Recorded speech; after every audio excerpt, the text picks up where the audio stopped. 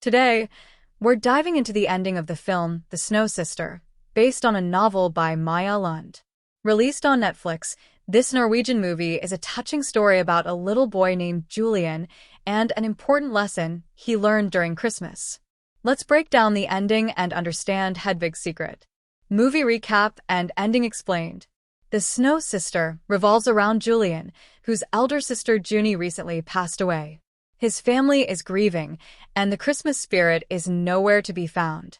Julian's world is gray until a cheerful girl named Hedvig enters his life, bringing warmth and light.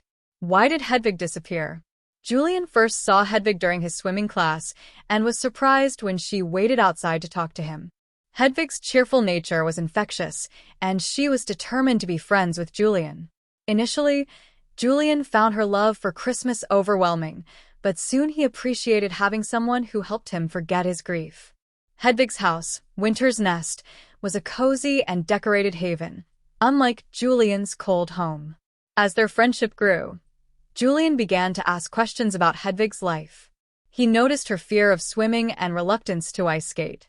When Julian stopped by her house, no one else was there, and she avoided a man with long hair who had keys to her house. Julian demanded answers, but Hedvig proposed he share his secret first.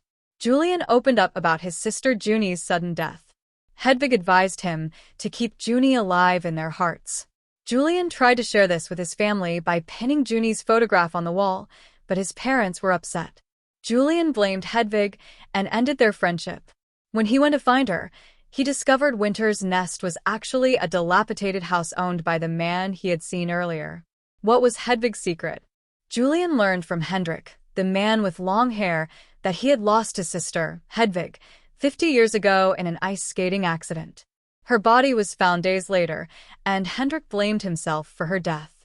He had stopped celebrating Christmas and kept his sister alive through his art. Julian realized the girl he had been talking to was Hedvig's ghost. What happened to Hedvig? Julian begged for Hedvig to return, and she did. He learned Hedvig couldn't cross over to heaven because she couldn't let go of her life. Julian helped her understand that her brother remembered her, and she would live through his art. Hedvig realized she needed to cross over, and Julian promised to think of her whenever it snowed, calling her his snow sister. Junie came to receive Hedvig, and Julian knew his sisters would be safe together. Why did Julian decide to celebrate Christmas?